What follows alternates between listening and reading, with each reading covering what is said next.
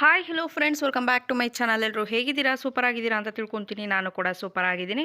S friends, Gruhalakshmi ಯೋಜನೆ 15ನೇ ಕಂತಿನ ಹಣವನ್ನು ಎಲ್ಲರೂ ಕೂಡ ರಿಸೀವ್ ಮಾಡ್ಕೊಂಡಿದ್ದೀರಾ. ಇನ್ನು ಮುಂಬರುವಂತಹ ಒಂದು ಕಂತಿನ ಹಣ ಅಂತ ಅಂದರೆ 16ನೇ ಕಂತಿನ ಹಣ. ಸೊ ಆ ಒಂದು ಕಂತಿನ ಹಣವನ್ನು ಬಿಡುಗಡೆ ಮಾಡೋದ್ರಲ್ಲಿ ಹೊಸ ಮಾಹಿತಿಗಳನ್ನು ಸರ್ಕಾರದ ಕಡೆಯಿಂದ ಬಿಟ್ಟಿದ್ದಾರೆ ಅಂತಲೇ ಹೇಳ್ಬೋದು. ಸೊ ಈ ಒಂದು ಎರಡು ಕೆಲಸಗಳನ್ನು ನೀವು ಕನ್ಫರ್ಮ್ ಆಗಿ ಮಾಡಬೇಕು. ಇಲ್ಲ ಅಂತ ಅಂದರೆ ನಿಮಗೆ ಗೃಹಲಕ್ಷ್ಮಿ ಹಣ ಸ್ಟಾಪ್ ಆದರೂ ಆಗ್ಬೋದು, ಹೇಳೋದಕ್ಕಾಗೋದಿಲ್ಲ.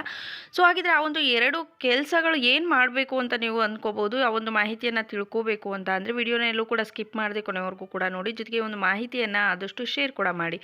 ಬನ್ನಿ ಫ್ರೆಂಡ್ಸ್, ವಿಡಿಯೋನ ಸ್ಟಾರ್ಟ್ ಮಾಡೋಣ. ಸ್ಟಾರ್ಟ್ ಮಾಡೋದಕ್ಕಿಂತ ಮುಂಚೆ ನೀವೇನಾದರೂ ಹೊಸದಾಗಿ ನಮ್ಮ ಚಾನಲ್ನ ನೋಡ್ತಾ ಇದ್ದರೆ ಸೊ ಪ್ಲೀಸ್ ಬೇಗ ಬೇಗ ಸಬ್ಸ್ಕ್ರೈಬ್ ಮಾಡ್ಕೊಳ್ಳಿ. ಜೊತೆಗೆ ಪಕ್ಕದಲ್ಲಿ ಕಾಣ್ತಿರುವಂಥ ಒಂದು ಬೆಲೈಕನ್ನ ಕ್ಲಿಕ್ ಮಾಡಿ ದೆನ್ ಆಲ್ ಅನ್ನೋ ಆಪ್ಷನ್ ಮೇಲೆ ಕ್ಲಿಕ್ ಮಾಡಿದ್ರೆ ನಾನು ಹಾಕೋ ಪ್ರತಿಯೊಂದು ಹೊಸ ವಿಡಿಯೋದು ನೋಟಿಫಿಕೇಶನ್ ಎಲ್ಲರಿಗಿಂತ ಮೊದಲು ನಿಮಗೆ ರೀಚ್ ಆಗುತ್ತೆ. ಸೊ ಎಲ್ಲರಿಗಿಂತ ಮೊದಲು ವಿಡಿಯೋನ ನೀವೇ ನೋಡ್ಬೋದು. ಒಂದು ವೇಳೆ ಏನಾದರೂ ಫೇಸ್ಬುಕ್ ಪೇಜಲ್ಲಿ ವಿಸಿಟ್ ಮಾಡ್ತಿದ್ರೆ ಸೊ ಅಲ್ಲೂ ಕೂಡ ಫಾಲೋ ಮಾಡಿ, ಲೈಕ್ ಮಾಡಿ, ಕಮೆಂಟ್ ಮಾಡಿ, ಶೇರ್ ಮಾಡಿ, ಜೊತೆಗೆ ಸಪೋರ್ಟ್ ಮಾಡಿ. ಯಾರೆಲ್ಲ ಫಾಲೋ ಸಬ್ಸ್ಕ್ರೈಬ್ ಮಾಡ್ಕೊಂಡು ಸಪೋರ್ಟ್ ಮಾಡ್ತಾ ಇದ್ದೀರಾ ಎಲ್ರಿಗೂ ಕೂಡ ಹೃದಯಪೂರ್ವಕ ಧನ್ಯವಾದಗಳು.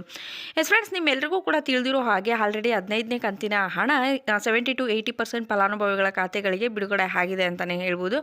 ಇನ್ನು ಉಳಿದಂತಹ ಫಲಾನುಭವಿಗಳಿಗೆ ಇನ್ನು ಡೇ ಬೈ ಡೇ ಕಂಪ್ಲೀಟ್ ಮಾಡ್ಕೊಂಡು ಬರ್ತೀವಿ ಅಂತ ಸರ್ಕಾರದ ಕಡೆಯಿಂದನೇ ಮಾಹಿತಿ ಬಂದಿರುವಂಥದ್ದು. ಇವಾಗ ಆಲ್ರೆಡಿ 15ನೇ ಕಂತಿನ ಹಣವನ್ನು ರಿಸೀವ್ ಮಾಡ್ಕೊಂಡವರಿಗೆ ಬರುವಂತಹ ಒಂದು ಕ್ವೆಶನ್ ಏನಂತ ಅಂದರೆ 16ನೇ ಕಂತಿನ ಹಣ ಯಾವಾಗ ಬಿಡುಗಡೆ ಆಗುತ್ತೆ ಅಂತ. ಸೊ ಅದನ್ನು ತಿಳಿಸ್ಕೊಡೋದಕ್ಕಿಂತ ಮುಂಚೆ ಕಂಪಲ್ಸರಿಯಾಗಿ ಈ ಒಂದು ಎರಡು ಕೆಲಸಗಳನ್ನು ನೀವು ಮಾಡಲೇಬೇಕಾಗುತ್ತೆ. ಅಂತ ಅಂದರೆ ನಿಮ್ಮೆಲ್ರಿಗೂ ಕೂಡ ಗೊತ್ತಿರೋ ಹಾಗೆ ಕೆಲವೊಂದು ಸಲ ಏನಾಗುತ್ತೆ, ಸರ್ಕಾರದ ಕಡೆಯಿಂದ ಕೆಲವೊಂದು ಇನ್ಫಾರ್ಮೇಷನ್ಗಳು ಸಡನ್ಲಿ ಬಂದುಬಿಡುತ್ತೆ ಅಂತಲೇ ಹೇಳ್ಬೋದು. ಅಂತ ಅಂದರೆ ಒಂದು ಫಾಲೋ ಮಾಡುವಂತಹ ರೂಲ್ಸ್ಗಳನ್ನು ತೆಗೆದುಕೊಂಡು ಬರ್ತಾರೆ. ಆ ಒಂದು ರೂಲ್ಸ್ಗಳನ್ನು ನೀವು ಫಾಲೋ ಮಾಡಲಿಲ್ಲ ಅಂತ ಅಂದರೆ ನಿಮಗೆ ಬರ್ತಿರುವಂತಹ ಹಣ ಕೂಡ ಸ್ಟಾಪ್ ಆದರೂ ಆಗ್ಬೋದು. ಯಾಕೆ ಅಂತಂದರೆ ಕೆಲವೊಬ್ಬರಿಗೆ 5 ಕಂತು 6 ಕಂತಿನ ಹಣ ಬಂದಿರುತ್ತೆ, ಅದೇ ನೆಕ್ಸ್ಟ್ ಉಳಿದಂತಹ ಕಂತುಗಳ ಹಣ ಬಂದಿರೋದಿಲ್ಲ. ಸೊ ಹಾಗಾಗಿ ಈ ರೀತಿ ನೀವು ಫಾಲೋ ಮಾಡಲಿಲ್ಲ ಅಂತ ಅಂದರೆ ಸೊ ಆವಾಗಲೂ ಕೂಡ ನಿಮಗೆ ಹಣ ಸ್ಟಾಪ್ ಆಗುವಂತಹ ಚಾನ್ಸಸ್ ಇರುತ್ತೆ.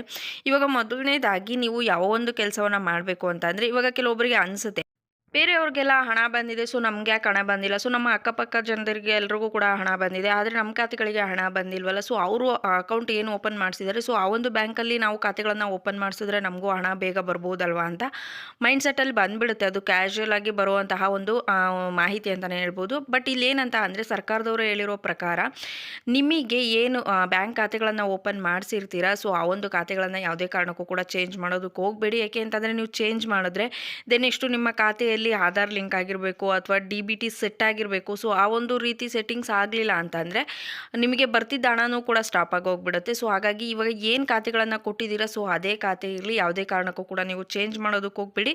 ಟೆಕ್ನಿಕಲ್ ಇಶ್ಯೂಸ್ ಇದ್ದಿದ್ದರಿಂದ ನಿಮಗೆ ಆ ಖಾತೆಗಳಿಗೆ ಹಣ ಬಂದಿಲ್ಲ. ಸೊ ಆ ಒಂದು ಪ್ರಾಬ್ಲಮನ್ನು ನಾವು ಸಾಲ್ವ್ ಮಾಡಿಬಿಟ್ಟು ಡಿಸೆಂಬರ್ ಕೊನೆ ಒಳಗಡೆ ಎಲ್ಲ ಒಂದು ಕಂತಿನ ಹಣ ಅಂತ ಅಂದರೆ ಪೆಂಡಿಂಗ್ ಏನಾದರೂ ಉಳ್ಕೊಂಡಿದ್ರೆ ಆ ಒಂದು ಕಂತಿನ ಹಣವನ್ನು ಕೂಡ ನಾವು ಬಿಡುಗಡೆ ಮಾಡ್ತೀವಿ. ಇದು ನೆಕ್ಸ್ಟು 16ನೇ ಕಂತು ಏನು ಬರಬೇಕು ಸೊ ಆ ಒಂದು ಕಂತಿನ ಹಣ ಕೂಡ ನಿಮ್ಮ ಖಾತೆಗಳಿಗೆ ಬರುತ್ತೆ ಅಂತ ಇಲ್ಲಿ ಖುದ್ದಾಗಿ ಸರ್ಕಾರದ ಕಡೆಯಿಂದನೇ ಮಾಹಿತಿ ಬಂದಿರುವಂಥದ್ದು.